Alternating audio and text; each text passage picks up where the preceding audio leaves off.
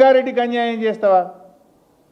రంగారెడ్డిలో 5 లక్షల ఎకరాలు ఉంది, 7 లక్షలు పాలమూరులో ఉంది, 4 లక్షలు నల్గొండలో ఉన్నది. త్రాగునీటి అవసరాలు ఉన్నాయి. ఈ 45 చాలని ఎట్లా రాస్తావు ఉత్తరము? Why are you compromising? ఎవరి డైరెక్షన్? చంద్రబాబు గారి డైరెక్షనా?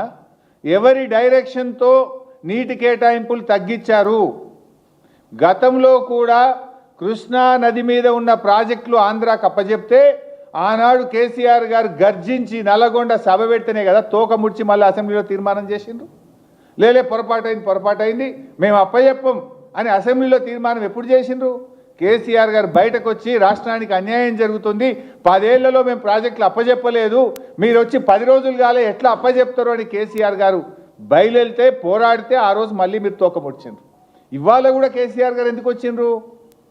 అరే మేము ఆలోచించింది 170, ముందైతే 90 తీసుకొని కడదామని మేము ప్లాన్ చేస్తే నువ్వు 45కి ఎట్లా తగ్గిస్తావని పాలమూరుకో నల్లగొండకో రంగారెడ్డికి అన్యాయం జరిగితే ఈరోజు కేసీఆర్ గారు నీ ప్రభుత్వాన్ని అడిగారు. దాన్ని సమాధానం చెప్పండి, సవరించుకోండి. కానీ ఈ చిల్లర వాగుడు ఎందుకండి? ఇది కాదా నువ్వు రాసిన ఉత్తరం? నీ లెటర్ ప్యాడ్ మీద నీ స్వదస్తూరితో నువ్వు రాసింది కదా ఇది. ఇంకా షేమ్లెస్ ఇంకా మాట్లాడుతున్నారు. అసలు ఏమన్నా మాట్లాడే దాంట్లో ఒక అబద్ధాలు ఆడడానికి కూడా ఒక హద్దు పద్దు ఉంటుంది. పాలమూరులో 90% పనులు పూర్తయినాయి, మిగతా పనులు చేయండి అంటే యాడైనాయి అంటాడు. పోదామా మరి? డేట్ ఫిక్స్ చేయి, ఇద్దరం కలిసి పోదాంపా. 35,000 కోట్ల రూపాయలతో మేము ప్రాజెక్టు రూపకల్పన చేస్తే 27,500 కోట్ల రూపాయల పనులు బీఆర్ఎస్ హయాంలో జరిగాయి. ఆ రోజు మీరే ఎన్నో కేసులు పెట్టి అడ్డంకులు పెట్టి భూసేకరణ జరగకుండా గ్రీన్ ట్రిబ్యునల్లో హైకోర్టులో కాళ్ళ కట్టెలు పెట్టిన వాటిని ఎప్పటికప్పుడు ఛేదించుకుంటూ బీఆర్ఎస్ ప్రభుత్వం అన్ని అనుమతులు సాధించింది. దాదాపు 7 అనుమతులు సాధించాం. ప్రాజెక్టు పనులను పూర్తి స్థాయిలో ముందుకు తీసుకొని పోయినాం.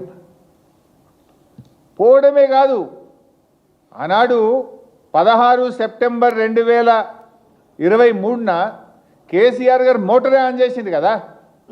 నార్లాపూర్ పంప్ హౌస్ దగ్గర 145 మెగావాట్ల పంపును ఆన్ చేసి కృష్ణమ్మ నీళ్లు పాలమూరు గడ్డ మీద బిరబిర బారిచ్చింది కేసీఆర్ కాదా? సబ్స్టేషన్ కడితే మీ పంప్ హౌస్ అయిపోయి మోటార్ వస్తే నీళ్ళే బయటకు వచ్చాయి. నువ్వు పనులు కాలేదంటావు.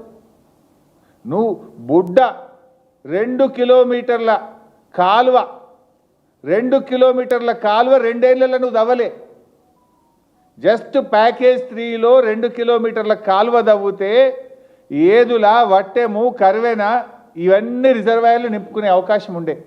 ఎందుకంటే అన్ని పంప్ హౌజులు పూర్తయినాయి. 2 TMCకి ట్విన్ టనల్ పూర్తయింది, రిజర్వాయర్ పూర్తయింది. మొదటి పంప్ హౌజ్ ఆన్ చేసి మొదటి రిజర్వాయర్ నార్లాపూర్లో నీళ్లు పోయించాం. ఇవాళ